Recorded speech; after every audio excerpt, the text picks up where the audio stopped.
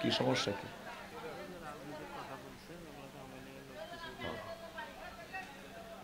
আচ্ছা, কোনো সমস্যা? কোনো সমস্যা আছে?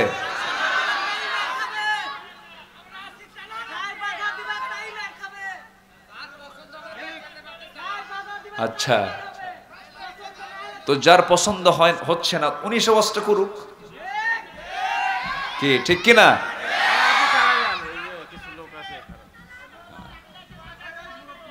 আমার দিকে তাকান, কিছু বলবেই তো, কিছু বলবেই তো, কিছু গায়ে লাগবে না?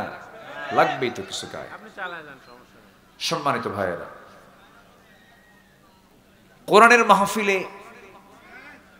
কোরআনের মাহফিলে যদি কেউ কোনো বেয়াদবি করে আর এই বেয়াদবি যদি আল্লাহর তালিকাভুক্ত হয়, লানতের শিকার হবে সে। আসতে বলবে না, জোরে বলুন ঠিক কিনা?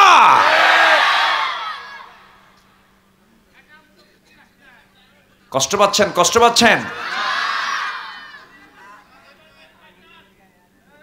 আল্লামা সাঈদীর মতো মানুষকে পরিকল্পিত নাটক সাজায় হত্যা করা হয়েছে কেন?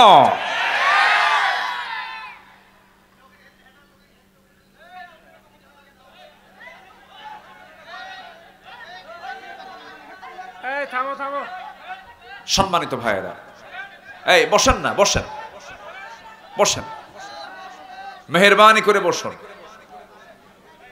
যিনি কথা বলছেন তিনি মঞ্চে এসে বসেন না, আমাকে একটু বলেন, আমাকে পরামর্শ দেন, আমাকে সাজেশন দেন, সমস্যা কি? আমাকে পরামর্শ দিতে পারেন তো, সমস্যা কোথায়? কিন্তু এখানে বড় আওয়াজে কথা বলবেন, বসেন। জি বসেন ভাইজান, আপনি বসেন, হ্যাঁ বসেন। জি অবশ্যই, আলহামদুলিল্লাহ। আমি কি আমার কোনো কথা বলছি বলেন তো? বলেন, আমি কি আমার কোনো কথা বলছি? আব্দুল আল আমিন এখানে মাহফিল আসছে 2018 সালে। কোরআনের কথা বলে আমি আমার বাড়িতে ফিরলাম। আমরা তো দেশের কোনো ক্ষমতায় ছিলাম না ভাই, আমাকে কেন 250 পুলিশ বাড়ি ঘেরাও করে গ্রেফতার করা হলো? আল্লামা সাঈদী শুধু এই দেশ নয়, গোটা পৃথিবীর মুসলিম উম্মার একটা সম্পদ ছিলেন তিনি। এজ এ আলেম হিসাবে, একজন নগণ্য ব্যক্তি হিসাবে, আলেম হিসাবে কি আলেমের পক্ষে কথা বলার প্রয়োজন আছে না? চাপা তো আপনারা কম মারেননি, আমাদের বিরুদ্ধে তারা কথা বলেনি, তারা কি মামলা দেয়নি, তারা কি বিভিন্ন মামলায় জর্জরিত করে নাই? ও আমি শুধু শুনবো, আমি কিচ্ছু বলবো না, এটা কেমন কথা? সম্মানিত ভাইয়েরা, আল্লাহি ইসলামকে নিয়ে যারাই কথা বলবে, সে আমার বাপ হলেও আমি তাকে ছাড় দেব না। ইসলামকে নিয়ে বারবার আঘাত করা হয়েছে,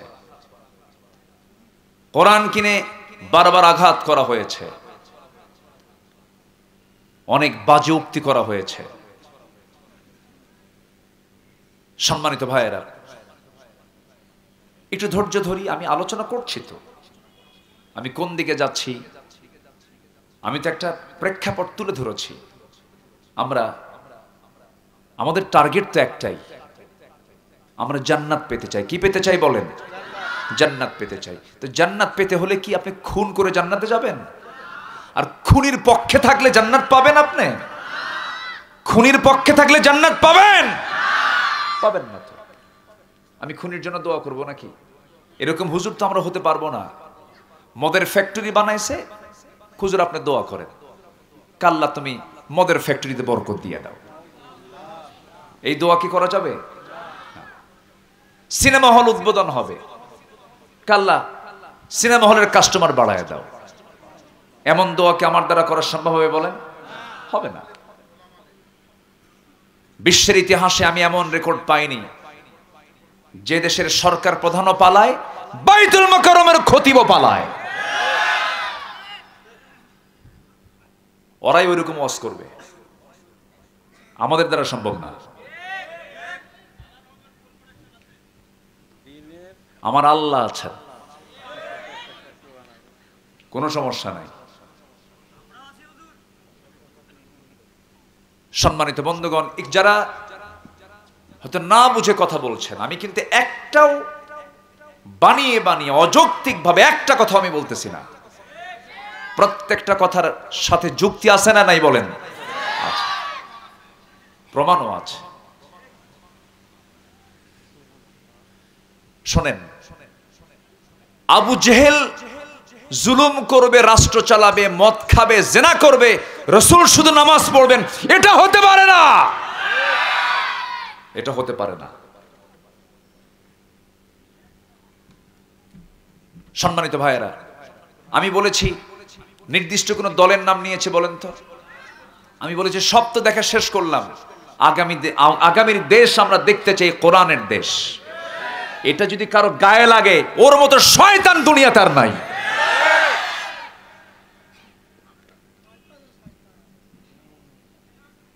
যারা কোরআন চায় না ওটা মুনাফিক।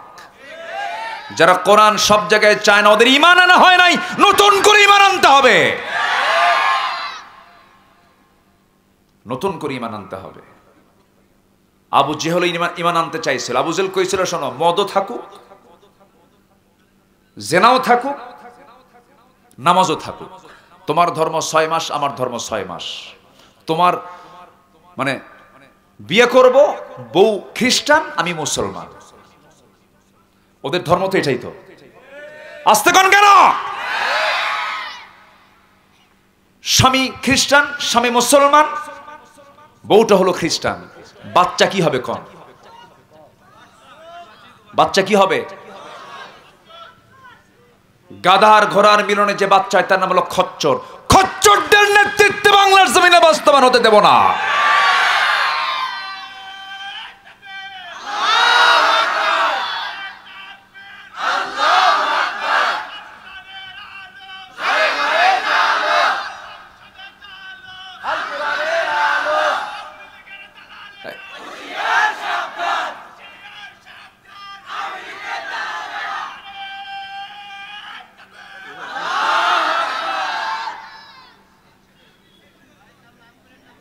সম্মানিত ভাইয়েরা, সম্মানিত বন্ধুগণ, আমরা মাহফিলটাকে সকল কিছুর ঊর্ধ্বে রাখতে চাই। বলি আলহামদুলিল্লাহ, জোরে বলি আলহামদুলিল্লাহ। কষ্ট পাচ্ছেন নাকি? কষ্ট মনে করা যাবে না। জি, একটু বসে।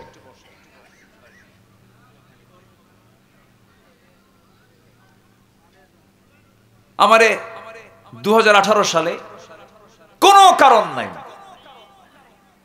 আমাকে গ্রেফতার করে নিয়ে চলে গেল। থানায় ঢুকলাম, ওসি সাহেব কান্দে। আমারে দেখে, ভাই ভাই কান্দেন কেন? হুজুর আপনাকে দেখে খুব মায়া লাগতেছে। ধরলেন কেন? হুজুর কি করব, চাকরি বাঁচান তো ফরজ। আমি বললাম ঈমান বাঁচান তো নফল। এগুলোই চলেছে।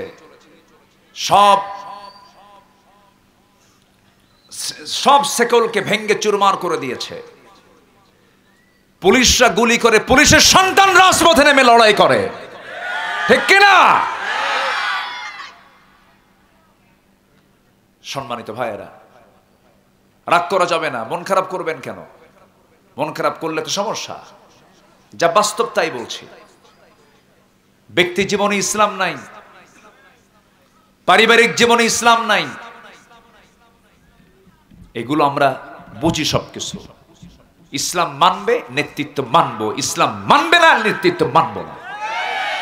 সোজা কথা।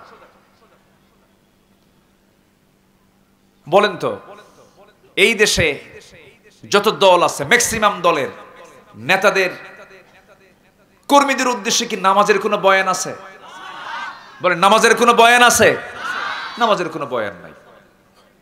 জনসভার ডাক দেয়, জোহর হয়, আসর হয়, মাগরিব হয়, এশা হয়। নেতাও নামাজ পড়ে না, কর্মীও নামাজ পড়ে না। যে নেতা নামাজ পড়ে না, নামাজের কর্মসূচি যে নেতৃত্বে নাই, ওই দল করা হারাম, ওই নেতৃত্ব মানা হারাম, হারাম, হারাম, হারাম। কথা ক্লিয়ার? কথা ক্লিয়ার একদম। এই বক্তব্য শুধু আপনি শুনছেন, গোটা দুনিয়া শুনতেছে, গোটা দুনিয়া। শুধু চারঘাটে কথাগুলো যাচ্ছে না, কোটি কোটি মানুষের কাছে আলোচনা চলে যাচ্ছে। আমরা মেপে মেপে কথা বলি, আজে বাজে কোনো কথা আমাদের মুখ থেকে বের হয় না। 27 বছর মাহফিল অঙ্গনে কথা বলি, 27 বছর। রাজশাহীর মাদ্রাসা মাঠ, পাবনার দারুল আমান ট্রাস্ট, এবার চিটাগাংয়ের প্যারেড ময়দান 18 বছর ফেরেশতারা মাহফিল বন্ধ রাখছিল, এবার মাহফিল শুরু হয়েছে। সিলেটের এমসি কলেজ মাঠ এবার শুরু হয়েছে। মাহফিলগুলো সব বন্ধ করে রাখা হয়েছিল। নাটক তো ঠিকই চালাইছেন, সিনেমা ঠিকই চালাইছেন, আকাম কুকাম, মদের বার, নাইট ক্লাব, জেনার লাইসেন্স, মদের লাইসেন্স সব দিয়েছেন। আমরা দোয়া করে দেব না? আমরা দোয়া করে দেব। আমরা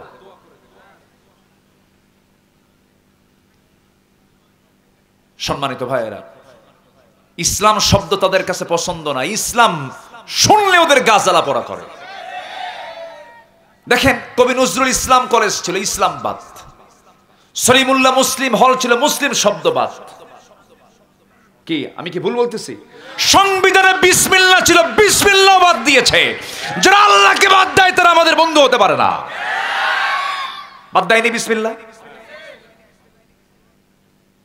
বিসমিল্লাহ সহ্য হয় না, ইসলাম সহ্য হয় না, মুসলিম নাম সহ্য হয় না। আর কি শুনবেন বলেন? আরো বলবো, আজকে ওয়াজ এইরকমই হবে।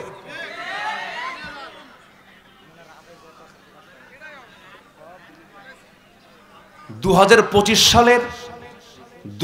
পঁচিশ সালের এপ্রিল মাসে এই কথা বলবেন, আমরা মেনে নেব।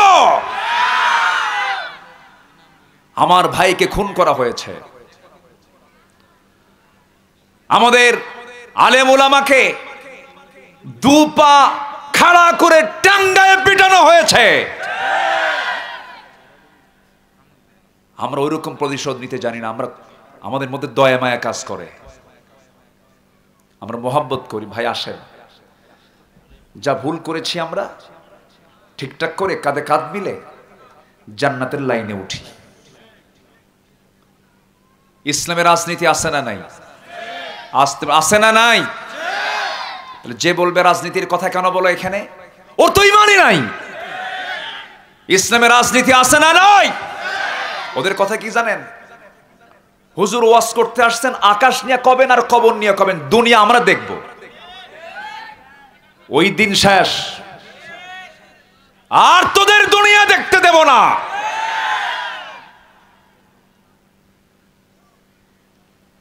আঠারো বছর 16 বছর আমাদেরকে তাই বলছে। হুজুর ওয়াজ আসছেন, ভালো কথা, একটা কথাও কিন্তু বলা যাবে না, শুধু আকাশ নিয়ে কবেন আর কবর নিয়ে কবেন, দুনিয়াটা আমরা দেখব। কত বড় শয়তান দেখেন। সম্মানিত ভাইয়েরা, আমি দরদ নিয়ে বলি, আমি মোহাব্বত নিয়ে বলি। ভাইরে, সবাই চলে যাব, জীবনের যোগ বিয়োগ যেটি মিলান না কেন, ভাগফল কিন্তু মৃত্যু। আপনি কিন্তু একা। আপনি কার পিছনে যাচ্ছেন এটা মাথায় নেবেন। হাসরের দিন আপনি যার পিছনে যাচ্ছেন তাকে নিয়ে কিন্তু আপনাকে হাসরে উঠতে হবে। আপনি কোন লিডারকে মানেন, যে লিডার জানাজার নামাজ পড়াতে পারে না? হ্যাঁ, লজ্জা থাকা দরকার তো আপনার। আপনার দলের নেতা একজন হিন্দু হয়, আপনি তার অনুসারী হবেন, এটা কোন ইমানদার আপনি বলেন? আমি হিন্দু ভাইকে কটাক্ষ করছি না, হিন্দু ভাইরা হিন্দু ভাইদের নেতৃত্ব দিবেন, সমস্যা। মুসলমানের নেতৃত্ব হিন্দু দিতে পারবে না। কি দিতে পারবে? সম্মানিত ভাইয়েরা, আবু জেহেল বলে ফেলল, মোহাম্মদ 6 মাস তোমার 6 মাস আমার। রাসূল বললেন, এটা ইসলাম না। আপনার দিন আপনি নিয়ে থাকেন, আমার দিন আমি নিয়ে থাকি। ইসলামের ভিতরে কোনো হ জ ব র ল করা যাবে না। ইসলাম ইসলামের জায়গায় থাকবে। ইসলাম কি বলে? যাকাত না সুদ? বলেন, ইসলাম যাকাত না সুদ? আমার দেশে কি আছে? এই 50 বছর যারা চালাইছে তারা কি না চালাইছে? তাহলে আমি কি সুদকে দোয়া করব? ইসলাম কি বলে? মেয়েরা কাপড় খুলে নাচবে না বোরকা পরে বের হবে? এখন কি করে বলেন? বলেন তো, আজকে কি এই দুনিয়া কি ঢেকে থাকা দুনিয়া না উলঙ্গ দুনিয়া? কথা বললেই দোষী হয়ে যায়। সম্মানিত ভাইয়েরা, ওই তো ওনার মেয়ে নোংরা হয়ে ঘোরাফেরা করবে, আকাম কুকাম করবে, রাজশাহী ইউনিভার্সিটিতে পড়বে, সামনে দিয়া ইডিস ফিডিস করবে, আর পুলিশ বলবে ভালো করে প্রেম করো, আমরা পাহারা দিচ্ছি।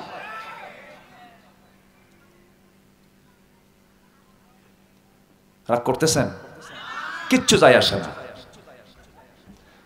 আমি আজকে আপনাকে হক কথা না বলে গেলে আপনি আমার বিরুদ্ধে মামলা দিবেন আদালতে, আখেরাতে। দুনিয়াতে যা করেন করেন, আখেরাতে মামলা খেতে পারবো না। সম্মানিত ভাইয়েরা, সবাই জান্নাত পেতে রাজি আছি তো? পর্দা চাই না বেহায়াপনা চাই? জেনা চাই না বিয়া চাই? সুদ চাই না যাকাত চাই? ইসলাম চাই না দুনিয়া চাই? ইসলাম চাই। তাহলে ইসলামের রাজনীতি আছে না নাই? তার নাম নরমাল রাজনীতি না ইসলামের রাজনীতি? কোন রাজনীতি করতে হবে বলেন? দুনিয়ার রাজনীতি না ইসলামের রাজনীতি? দল করা কি? আস্তে কয়, আরো জোরে, আরো জোরে, আরো জোরে। কার দল? আরো জোরে, কার দল? দল করা ফরজে হুকুম দিয়েছেন কে? এখন আসেন, লাইনে আসেন, আসেন, কে কোন কথা বলবেন আসেন। দল করা ফরজ তো। আল্লাহ রাব্বুল আলামিন বলেন, ওয়ালতাকুম মিনকুম উম্মাতুন ইয়াদউনা ইলাল খায়রি ওয়া ইয়া'মুরুনা বিল মা'রুফি ওয়া ইয়ানহাউনা আনিল মুনকার। তোমাদের ভিতরে এমন একটা টিম থাকা দরকার, এমন একটা দল থাকা দরকার যারা সৎ কাজের আদেশ দেবে, অসৎ কাজের বাধা প্রদান করবে এবং মানুষকে ভালো কাজের দিকে ডাকবে এবং নিজে তারা ভালো করে ঈমান আনবে। কার কথা বলেন? আসতে বলবেন না, কার কথা? আমি চুরি করব না, কাউকে চুরি করতে দেব না। আমি জেনা করব না, কাউকে জেনা করতে দেব না। যদি কেউ ডাকাতি করে আমি তার হাত কেটে দেব, পা কেটে দেব। বিধানগুলো কার? আসতে বলবেন না, কার? আজকে যদি আপনি আমাকে এই সমস্ত কথাগুলো না বলতে দেন, আস-সারিকু আস-সারিকাতু ফাকতাউ আইদাহুমা, চোর চুন্নি চুরি করে ধরা পড়েছে, চোরেরও হাত কাটো, চুন্নিরও হাত কাটো। জেনা করে ধরা পড়েছে, প্রকাশ্যে তাকে ধরে নিয়ে তাকে পাথর মেরে গর্দানটা উড়ায়া দাও। কার বিধান বলেন? তাহলে এই বিধান আসেন যারা আছেন, যদি বলেন যে এগুলো করা যাবে না, তাহলে ওই আয়াতগুলো কেটে দেন, কাটেন ওই আয়াতগুলো। কি ঠিক আছে না? আস-সারিকু আস-সারিকাতু ফাকতাউ আইদিয়াহুমা, চোর চুন্নি ধরা পড়ছে হাত কাটো। আমার দেশে এই বিধান আছে? এটা কোথায় আছে বলেন? কোথায় আছে বলেন? তাহলে এই আয়াতকে মানবেন না? মানবেন কিনা বলেন? মানবেন, ঈমান আছে। মানবেন না কি নাই? ঈমান নাই। ওই আয়াতকে কেউ কাটতে পারবে? কাটতে পারবেন না। আমার নবীর সময়ে একজন মহিলা চুরি করে ধরা পড়েছে। আমার নবীজি চুরি করে ধরা পড়ার পর করলেন কি? রাসূল বললেন, ওই মহিলাকে সোজা নিয়ে যাও, প্রকাশ্যে সবার চোখের সামনে তার হাতটা কেটে ফেলে দাও। এমন কথা যখন বলা হলো, ওই মহিলা ছিলেন সম্ভ্রান্ত পরিবারের মহিলা ছিল, ধনী পরিবারের মহিলা ছিল। তার নামও ফাতিমা, নবীর মেয়ের নামও ফাতিমা। সাইয়েদনা ওমর ফারুক রাদিয়াল্লাহু আনহুর কাছে এসে বলা হলো, ওই মহিলার আত্মীয় স্বজন এসে বলতেছে, আমাদের ঘরের মেয়ে, সম্ভ্রান্ত পরিবারের মেয়ে, মান সম্মান সব শেষ হয়ে যাবে, নাক কাটা যাবে। দেখুন তো দয়া করে শাস্তিটা লঘু করা যায় নাকি? নবীর সামনে যখন ওমর ফারুক এসে বলছেন, ইয়া রাসূলুল্লাহ, সম্ভ্রান্ত পরিবারের মেয়েটা দেখুন তো শাস্তিটা লঘু করা যায় নাকি। নবীজির চোখ লাল হয়ে গেল, রক্তিমাকার ধারণ করে আমার নবীজি এক পর্যায়ে রাসূল বলে ফেললেন, শোনো, এই মুহূর্তে যদি এই বংশের মেয়ে ফাতিমা চুরি করে ধরা না পড়ে, যদি ফাতিমা বিনতে মুহাম্মদ, আমার কলিজার টুকরা আদরের দুলালি ফাতিমা যদি চুরি করে ধরা পড়তো, সবার চোখের সামনে আমি রাসূল তার হাতটা টেনে ধরে হাত কেটে ফেলে দিতাম। আল্লাহু আকবার বলবেন না? রাসূল বিচারক ছিলেন। রাসূল কি বিচারক মানবেন না? আপনার ঈমান নাই। আমার নবীজির সময় একজন মদিনার উপকণ্ঠ থেকে এক রাখালকে হত্যা করে উটগুলো অপহরণ করে নিয়ে যাচ্ছিল। খুন করে যখন উটগুলো অপহরণ করে নিয়ে চলে যাচ্ছিল, নবীর কানে সংবাদ চলে এলো। রাসূল বললেন, ওই খুনিকে যেখানেই পাবে, অপহরণকারীকে যেখানেই পাবে ধরে ফেলো। ধরে ফেলা হলো। সই হাদিস এটা। নবীজি বললেন, যেমন করে রাখালকে সে হত্যা করেছে তেমন করে তাকেও হত্যা করো। সেই খুনিটা রাখালকে হত্যা করার সময় তার হাত কেটেছিল, পা কেটেছিল, মাথা কেটে ফেলেছিল। রাসূল বলেন, যেমন করে ওই রাখালকে হত্যা করা হয়েছে, এই ডাকাতকে তেমন করে হত্যা করো। হাত কাটা হলো, পা কাটা হলো। এরপরে গর্দান কাটা হবে এমন সময় ছটফট করতেছিল আর মরুভূমির বালুগুলো চাটতে চাটতে বলতেছিল, ভাইরা এক গ্লাস পানি দেওয়া যায় নাকি? সাহাবীরা বললেন, ইয়া রাসূলুল্লাহ, দয়া হচ্ছে, মায়া হচ্ছে, আল্লাহর বান্দা তো পানি চায়। হুজুর আমরা কি করব? রাসূল বললেন, ও আমার সাহাবীরা, দয়া দেখাচ্ছ তুমি কাকে? তাকে প্রশ্ন করে দেখো তো, তার অবস্থা জেনে দেখো তো, সে কি আমার ওই রাখাল সাহাবীকে যখন খুন করতে নেয় সে কি তাকে পানি দিয়েছিল কিনা? পানি দেয় নাই। অসম্ভব, এক চুল পরিমাণ পানি দিবা না। ওই মরুভূমির বালুগুলো চাটতে চাটতে তাকে দুনিয়া থেকে বিদায় হতে দাও। সিদ্ধান্ত দিয়েছেন মুহাম্মদ সাল্লাল্লাহু আলাইহি ওয়াসাল্লাম। ইসলাম। জুমার খুতবায় আমরা প্রায় শুনি, ইন্নাল্লাহা ইয়া'মুরু বিল আদল ওয়াল ইহসান ওয়া ইতা'i যিল কুরবা ওয়া ইয়ানহা আনিল ফাহশাই ওয়াল মুনকারি ওয়াল বাগই ইয়া'iদুকুম লাআল্লাকুম তাযাক্কারুন। আদালত কায়েম করতে হবে। আদালত কায়েম হবে কখন? ইসলাম যখন রাষ্ট্রীয় পর্যায়ে চলে যাবে। ঠিক কিনা বলেন? ইসলাম শুধু ব্যক্তি জীবনে থাকবে না, ইসলাম রাষ্ট্রীয় পর্যায়ে আসবে। ঠিক কিনা বলেন? ইসলাম সব জায়গায় দরকার আছে না নাই? ইসলামকে সব জায়গায় মানবো আমরা। জোরে বলি ইনশাআল্লাহ। মাহফিলে বিভিন্ন মতের মানুষ থাকতে পারে, কিন্তু যখন আমরা মাহফিলে বসবো তখন ভাবতে হবে আমি কোন মতের না, আমি কোরআনের মতের। ঠিক আছে না? কিসের মতের বলেন? আপনি আপনার মতকে বিজয়ী করার জন্য যখন আপনি আলোচনা শুনবেন, আপনি আলোচনায় কোনো বরকত পাবেন না, হেদায়েত পাবেন না। কোরআন কি বলে শুনি, কোরআন কি রিসার্চ করে পাওয়া যায় সেটা আমরা দেখার চেষ্টা করি। সম্মানিত ভাইয়েরা, আমরা ঈমান আনবো। এক নাম্বার, যদি জান্নাত পেতে চাই আমরা কি আনবো বলেন? ঈমানটা আনবো। ঈমান কি অর্ধেক আনবো না পুরোপুরি আনবো বলেন? অর্ধেক না পুরোপুরি? পুরোপুরি ঈমান আনতে হবে এবং সাথে সৎকর্ম থাকতে হবে। আল্লাহ রাব্বুল আলামিন বলেন, ইন্নাল্লাযীনা আমানু ওয়া আমিলুস সালিহাতি কানাত লাহুম জান্নাতুল ফিরদাউসি নুজুলা খালিদিনা ফিহা লা ইয়াবগুনা আনহা হিওয়ালা। নিঃসন্দেহে যারা ঈমান আনবে এবং নেক আমল করবে, আল্লাহ রাব্বুল আলামিন বলেন আমি তাকে ছোটখাটো কোনো জান্নাত নয়, এক নাম্বার জান্নাত, জান্নাতুল ফিরদাউসের মালিক আমি তাকে বানায়া দেব। জোরে কোন সুবহানাল্লাহ। ঈমান আছে, নেক আমল নাই হবে না। নেক আমল আছে, ঈমান নাই হবে না। ঈমানও লাগবে, নেক আমলও লাগবে। আমার বন্ধুগণ, আল্লাহ রাব্বুল আলামিন ঈমানের ব্যাপারে বারবার বান্দাকে তাকিদ দিয়েছেন, ইয়া আইয়ুহাল্লাযীনা আমানু আমিনু। ঈমানদাররা তোমরা ভালো করে ঈমান আনো। কার কথা? আসতে বলবেন না, কার কথা? একটা লোক কোটা সম্পত্তি সব দান করে দুনিয়া থেকে বিদায় নিল, কিন্তু ঈমান নাই। ওই দানকে আল্লাহর দরবারে মঞ্জুর হবে নাকি? কারণ তার মধ্যে কি নাই? ঈমান নাই। ঈমান হলো মূল জিনিস, ফান্ডামেন্টাল জিনিস। নবীকে মহব্বত করি, কিন্তু নবীর আদর্শকে লালন করি না, ওই মহব্বতের চুল পরিমাণ মূল্য নাই। আপনি রাসূলকে যত মহব্বত করেন, আপনি আবু তালেবের মতো মহব্বত করতে পারবেন না কখনো। আবু তালেব নবীর জীবনে কি মহব্বতটা তিনি অপূর্ণ রেখেছিলেন। 16 আনা মহব্বত তাকে উপহার দিয়েছেন আমার রাসূলকে। অনেক সাহাবী পর্যন্ত সেই সুযোগটা পান নাই। সে আবু তালেব রাসূলকে মহব্বত 16 আনা উপহার দিল, তার মধ্যে কি ছিল না বলেন? কি ছিল না? ঈমান ছিল না। নিজের সন্তানকে দূরে রেখে, নিজের সন্তান আলীকে দূরে রেখে আমার নবীজিকে কোলের মধ্যে নিয়ে তিলে তিলে মানুষ করেছেন আবু তালেব। জন্মের পূর্বে নবীজির বাবা ইন্তেকাল করেন, জন্মের মাত্র 6 বছর পর নিজের মা ইন্তেকাল করেন, 7 বছর 8 বছরের মাথায় দাদা ইন্তেকাল করেন।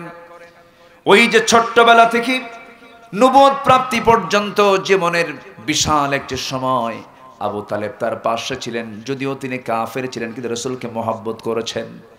নবী যখন নবুয়ত পেলেন, আবু তালেব নিজেই তার কলেজার টুকরা সন্তান দুটা সন্তান জাফর এবং আলী রাদিয়াল্লাহু আনহু দুজনকে সন্তানকে নবীর হাতে তুলে দিয়ে বলে, মুহাম্মদ, আমি জানি তুমি আল্লাহর নবী, সত্য নবী, তুমি সত্যবাদী মানুষ, তুমি ভালো মানুষ, তুমি সত্যিকারের আল্লাহর নবী। এজন্য আমি আমার কলেজার টুকরা সন্তান দুটোকে আমি তোমার হাতে তুলে দিলাম। সন্তান দুটি ইসলাম কবুল করে ফেললো। আমার নবীজি মাঝে মাঝে বলতেন, জোর করে বলতেন না কখনো। জীবনের শেষ সময়ে এসে শেষ সন্ধ্যা যখন চলে আসলো, আবু তালেব দুনিয়া থেকে বিদায় নেবেন, নবী তার পাশে বসে শিওরে বসে আস্তে আস্তে করে বলছেন, চাচা, আপনি সারা জীবন আপনি আমার জন্য যা কিছু করেছেন সব কিছু প্লাস হয়ে যাবে, এই মহব্বতটা প্লাস হয়ে যাবে, ভালোবাসা প্লাস হয়ে যাবে। একটা বারের জন্য ঘোষণা করুন, লা ইলাহা, আসতে বলবেন না, লা ইলাহা ইল্লাল্লাহ, একটা বার বলেন। আমার নবীজি যখন বারবার বলছিলেন, আবু তালেব বলছে, মুহাম্মাদের আমাকে বারবার চেষ্টা করতে যেও না, আমি আমার বাপ দাদার ধর্ম ছাড়বো না। এরকম ধরনের কথা বলার মানুষ বুঝে আজকের সমাজেও নাই। আসতে বলবেন না, আছে না নাই? আমার বাপ সোর, আমিও সোর। আছে তো? আছে কি না? আছে। এই আবু তালেব কি করে নাই? এই আবু তালেবের চোখে অসংখ্য মুআজিজা পরিলক্ষিত হয়েছে। নবীজি এই দুনিয়াতে রবিউল আউয়াল মাসে আসলেন। আমার নবীজি ভূমিষ্ঠ হলেন মার পেট থেকে, দুনিয়াতে আসলেন মাত্র 3 দিন বয়স। কয় দিন বয়স বলেন? 3 দিন বয়স। 3 দিনের শিশু মুহাম্মদ সাল্লাল্লাহু আলাইহি ওয়াসাল্লাম। 3 দিনের বাচ্চা মা আমেনা সন্তানকে কোলে নিতে গেলে বারবার কান্নায় ভেঙ্গে পড়েন, বারবার কান্নায় ভেঙ্গে পড়েন। সন্তান কোলে নিলেই স্বামীর কথা মনে হয়ে যায়। আহারে, সন্তান তো দুনিয়াতে এলো, কিন্তু সন্তানটাকে আমি কার কোলে তুলে দেব? যার কোলে তুলে দেব সেই স্বামী তো দুনিয়া থেকে বিদায় হয়ে গেছে। বারবার স্বামীর কথা মনে পড়ে যায়। আমি স্বামীকে দেব উপহার, সেই সন্তান তো দুনিয়াতে আসলো, কিন্তু স্বামীকে আমি দিতে পারলাম না। সন্তানটাকে কোলের মধ্যে নিয়ে কান্নার পরিমাণ বাড়ে, এই জন্য সন্তানটাকে কোলে নিতেও পারছেন না। 3 দিনের মাথায় একদিন কোন এক রাত্রিবেলা আবু তালেব রাসূলকে দেখার জন্য তার ঘরে চলে গেছেন, তাদের বাড়িতে চলে গেছেন, দরজায় নক করেছেন। রাসূল একদিন বলছেন, ও ভাতিজা মুহাম্মদ, আমি তোমাকে একটা কথা আজকে বর্ণনা করব, কতটুকু সত্য জানি না। কি চাচা, আপনি বলুন। তুমি যখন ছোট্ট ছিলে, 3 দিনের শিশু ছিলে, সেই সময় আমি দেখলাম তোমাকে দেখার জন্য আমি চলে গেছি রাতের আধারে। আকাশে চাঁদনি রাত ছিল, আমি দেখতে পেলাম তোমার পাশে তোমার মা নাই, তোমার মা ডুকরে ডুকরে কান্দে, তুমি একাকী চাঁদনি আকাশের নিচে বসে শুয়ে আছো, হাত পা নড়াচড়া করছো। সেই সময় আমি কয়েকটা বার লক্ষ্য করে দেখি, তোমার ডান হাতটা যখন বাম দিকে যায়, আকাশের চাঁদটাও সঙ্গে সঙ্গে বাম দিকে চলে যায়। আবার যখন তোমার বাম হাতটা যখন ডান দিকে চলে যায়, আকাশের চাঁদটা বাম থেকে ডান দিকে চলে যায়। তুমি যখন তোমার 2টা হাত আস্তে করে নিচের দিকে টেনে আনো, আকাশের চাঁদটা তোমার কাছাকাছি চলে আসে। ভাতিজা মুহাম্মদ, সেই রাত্রে আমি চাঁদকে যেমন করে দেখেছি তোমার হাতের সঙ্গে খেলতে, আমি কি সত্য দেখছি নাকি, বলো মুহাম্মদ। রাসূল কেঁদে কেঁদে বলছেন, চাচা আপনি ছোট্টবেলায় আমার সঙ্গে চাঁদের যে খেলার দৃশ্য দেখেছেন, সত্যি সত্যিই দেখেছেন, কারণ আমার মা আমাকে সময় দিতে পারছিলেন না, তার কষ্ট হচ্ছিল। আমি একাকী নিঃসঙ্গ অবস্থায় যখন ছিলাম, আমার আল্লাহ আমার সঙ্গ পূরণ করার জন্য আল্লাহ রাব্বুল আলামিন আকাশের চাঁদটা আমার জন্য খেলনা বানায়া দিয়েছিলেন। যেরকম সুবহানাল্লাহ। সেই বিশ্বনবীর এতগুলো মুআজিজা দেখার পরেও, এত কিছু চোখের সামনে হাজির হওয়ার পরেও, রাসূলকে চোখে দেখেও কালিমা গ্রহণ করতে পারেনি, ঈমান গ্রহণ করতে পারেনি। এখান থেকে প্রমাণ হয় হেদায়েতের মালিককে, হেদায়েতের চাবি কার হাতে? আল্লাহর হাতে। আমরা হেদায়েত চাইবো কার কাছে? এই জন্য আগে ঈমানটা আমরা আনবো ভালো করে, জোরে বলি ইনশাআল্লাহ। ঈমান কি জন্মসূত্রে আসে না ঈমান আনতে হয়? বলেন বলেন বলেন। ঈমান কি জন্মসূত্রে না আনতে হয়? আনতে হয়। জন্মসূত্রে যদি হতো, নবীর ছেলে কেনান কাফের হতো না, কি ঠিক কিনা বলেন? ঈমান যদি জন্মসূত্র হয়ে থাকে, ইব্রাহিম আলাইহিস সালাম একজন মুশরিকের সন্তান হয়ে ঈমানদার হতে পারতেন না। বাপ মুশরিক, সন্তান হলো ঈমানদার। আমি কি আলোচনা চালাবো? শেষ করে চালাবো? কোনো সমস্যা নাই তো? জোরে বলি আলহামদুলিল্লাহ। অনেকে হয়তো বুঝেন নাই, অথবা যদি আমার কথায় যদি কেউ কষ্ট পেয়েও থাকেন, যদি কষ্ট পেয়েও থাকেন, হয়তো আপনার অপ্রিয় কথা হয়েছে, আমি কিন্তু আমার নিয়তটা, আমি কল্যাণের জন্য কথাগুলো বলেছি, এটা মাথায় নেওয়া যাবে না। সম্মানিত ভাইয়েরা, শ্রোতা বিভিন্ন প্রকার হয়। শ্রোতা অনেকে আসে, ভুল কেমনে ধরা যায়, এরকম শ্রোতা কিছু আসে না নাই বলেন তো? কিছু আসে আবার হেদায়েতের জন্য, না যাচ্ছি কিছু আমলগুলো করব। আবার কিছু শ্রোতা আসে, হুজুর কেমন গরম দেখি। আবার কিছু শ্রোতা আসে, হুজুরের সুরটা কেমন দেখি। এক একজন এক একটা নিয়তে আসে না। সহি নিয়ত হলো যাচ্ছি হুজুরের কথা থেকে কোরআন এবং হাদিসকে সামনে রেখে যা বলবেন আমলের নিয়তে যাচ্ছি। এটাই হচ্ছে আসল শ্রোতার পরিচয়। আল্লাহ কবুল করুন, জোরে বলি আমিন। তাহলে জান্নাত প্রাপ্তির জন্য 15টা কাজ, আমরা কেবল একটা শেষ করেছি, আরো আছে কয়টা? 14টা। বলেন তো, ওয়াজ কি শেষ? এখনো ওয়াজ আছে? আচ্ছা, আমি মনক্ষুণ্ণ হইনি। হয়তো ভাববেন হুজুর কষ্ট পেল কিনা। না, এটা কোনো বিষয় না। রাসূলকে পাথর মারা হয়েছে, রাসূলকে গালমন্দ করা হয়েছে, রাসূলকে জাদুকর বলা হয়েছে, রাসূলকে দেশ ছাড়া করা হয়েছে। এটা কোনো দ্যাটস নো ম্যাটার, এটা কোনো বিষয়ই না। রাসূল সুন্দর করে কথা বলেন, সবাই বলল এটা পাগল, এটা কবি, এটা জাদুঘর, কত কি বলা হয়েছে। একটু কথা আমাদের শুনতেই হবে, আবার প্রতিবাদও করতে হবে, ঠিক আছে? ঠিক কিনা বলেন? জি। আমরা ওই সমস্ত ভাইদের জন্য দোয়া করি যারা হয়তো না বুঝে কিছু কথা বলে ফেলেছেন। আল্লাহ তুমি আমাদের এই কথাগুলোকে বোঝার তৌফিক তুমি আল্লাহ তাদের দিয়ে দাও। জোরে বলি আল্লাহুম্মা আমিন, জোরে বলি আল্লাহুম্মা আমিন। সম্মানিত ভাইয়েরা, নাম্বার 2 হচ্ছে জান্নাত প্রাপ্তির জন্য 15টা কাজের 1 নাম্বার বললাম ঈমান এবং আমল। বলেন ঈমান এবং কি? ঈমান আছে আমল নেই, দাম নেই। আমল আছে ঈমান নেই, দাম নেই। ঈমানও লাগবে, আমলও লাগবে। ক্লিয়ার কথা? ক্লিয়ার? আচ্ছা, ব্যক্তিকে দিয়ে ব্যক্তি জান্নাত পাবে না।